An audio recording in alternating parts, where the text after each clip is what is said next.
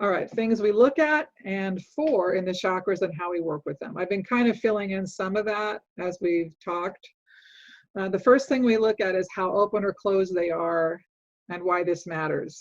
And chakras open and close like camera lenses. I may have said this before, 100% open, 0% closed like a camera lens. Um, it's important because, like I said, like the first chakra, for instance, does not need to be open. And if it is open all the way, that's too much. That's too much, unless you're, a superhero and you need all that opening. And you'll notice people that you're working on, there's something amiss in that. And that's the first thing you attend to. Now, something I'm not going to teach you much about, but I want you to know about is ratings.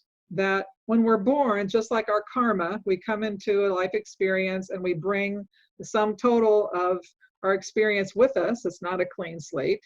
Whether it's our talents or whatnot. Not everybody is fantastic at any one thing. Different people have different inclinations. Our chakras reflect that.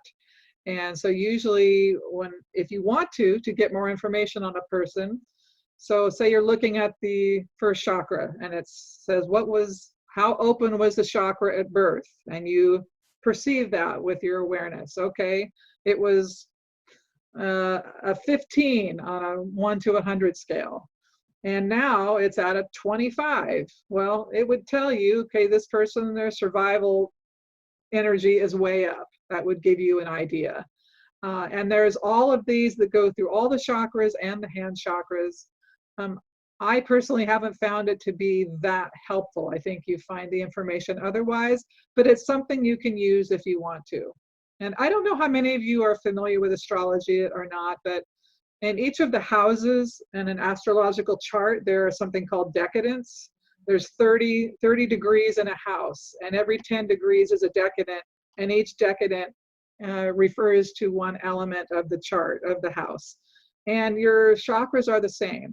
I don't say they have decadence, but they have areas that focus on more specific kinds of energy. And you don't have to worry about it, but know that if you want to get information, you can drill down. And all those decadents relate to the meanings I gave to you a couple slides back.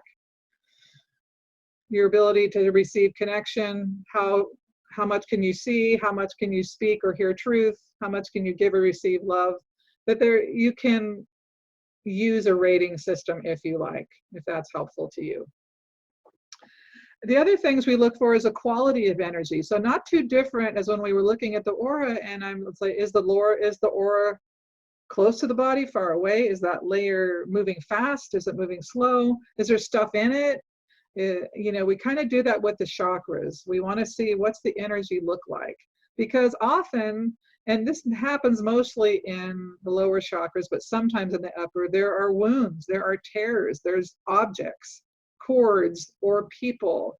How can that be? Well, I was doing this balancing for this woman the other day, and she's having an enormous thing with her roommates. They're kicking her out, essentially, and she had just had a big fight. And I didn't know this, but I said, wow, there's a dagger in your heart right now. Let's move that. So these energetic assaults will show up often as how we metabolize attacks, right? And, what we might view it, and they show up in our system. Oh, okay. And Sarah says, I've seen a tear in a chakra, didn't realize what it was till now. Yeah. So when you're going to remove something from a chakra, you always want to be careful. Just think about if, you had a knife in your leg, or, I know in the movies they make it sound easy when you pull something out, make it look easy because it's the movies. But you do have to be careful that you're not going to re-injure. And it's a big thing to the person that you're messing in their space. So you have to be real gentle. You have to get their permission that they're ready to do that, because it can bring on other things. And whenever I heal a wound or take something out, I always repair it. I mean, aloe vera energy, I don't know if there's such a thing, but I like this gooey green stuff that I like to put in. You have to refill the space, just like in our system, when we release energy through our grounding cord, we need to refill our energy because we're releasing. And if we don't, then the stuff's going to come back in. So we repair what we, repair the space if there is a tear or a wound. And if they're objects, again, and the objects will relate to the person's consciousness and how they make sense of the energy. And cords are, again, one of the most common ways people suck us dry and keep a hold on us. And I think, Barry, when you and I were speaking earlier today, you were kind of talking about being a little bit disgruntled with people this week. My sense is perhaps you're cutting some cords, that people plug into us for something that we have, and we allow that to happen for all kinds of reasons. Now, for those of us who have children, it's normal for a parent to have their children corded into them. Sort of gives us that sense of where are they, how are they, is everything okay? But once a child reaches, adult age, those cords don't need to be there. And I have adult clients they've got like 4 or 5 family members sitting in their second chakra. We've got to learn to not allow that, but that's a whole nother story. So one of the things we can do is cut cords. And cutting cords is actually, again, it's a pulling out of. It's not a scissors. It is where we actually, like you would for removing weeds out of the lawn, you go and you get right next to the ground and you pull it so you can get the root. You don't take it at the top and yank, but you go all the way down to the chakra where you find it and gently pull it out so that there's nothing left. And if there's people in there, and all of this takes consent from your client. Sometimes people aren't ready. Hey, I want that person in my life. Yeah, they've been beating the hell out of me for 5 years, but I'm not ready to let that go, or the belief system that goes with it. So this isn't just a straight line that we can go in there and diddle in people's space and they will comply.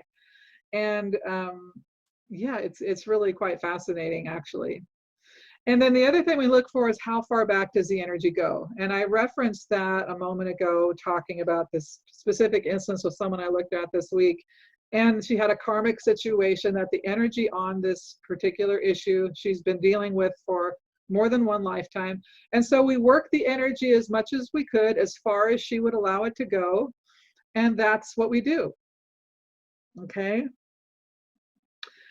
So see the speed and pace of the chakra. Sometimes the chakras move more quickly, sometimes they move slowly. Often, like if I'm looking at someone who's depressed or not as just feeling down, their chakras are going to be moving slowly.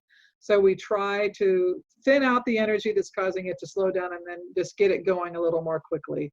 What's just most important that it has a balanced turn. It's not stopping and starting and stopping and starting.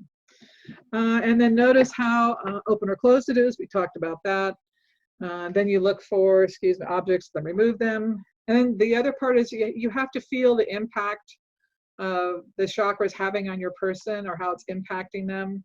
And that's the nuanced part of balancing and reading chakras. If you realize, I laughed at a bunch of people today talking about their life situations because your description was cracking me up. But these impacts that life is having on us is real. And we do have to have a respect for that. But if we are feeling the impact, then we know how far we can go in helping someone move energy in their chakras.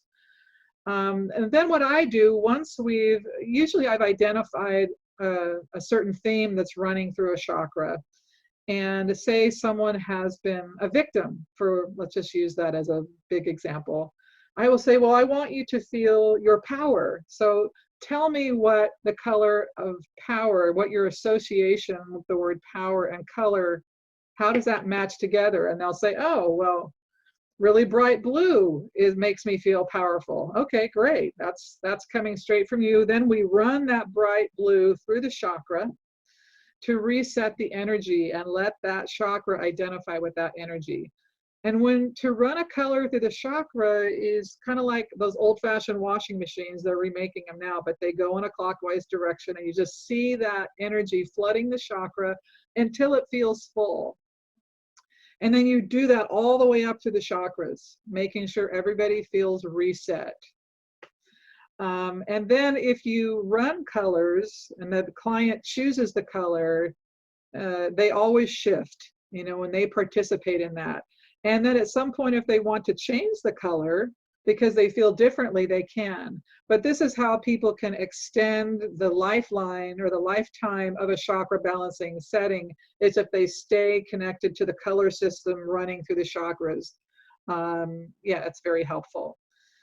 After a chakra balancing, different things happen for people. Now, almost always, immediately people start feeling better. It's rare have I ever had it where people don't start feeling better immediately. If there's a lot of stuff going on, I would say at least 50% of people have some big meltdown within a couple of days, uncontrollable crying and things like that. And that's the effect of energy having been moved. It's not the effect of anything's bad happening. That's just it. Sometimes it takes a little while to have it, to see what it feels like on the other side of a balancing. Other times they just feel more clear and just feel more on target for how they were when you did the chakra balancing. Because by the end, most of the time people feel much clearer and feel grounded in their own truth and the direction they want to go.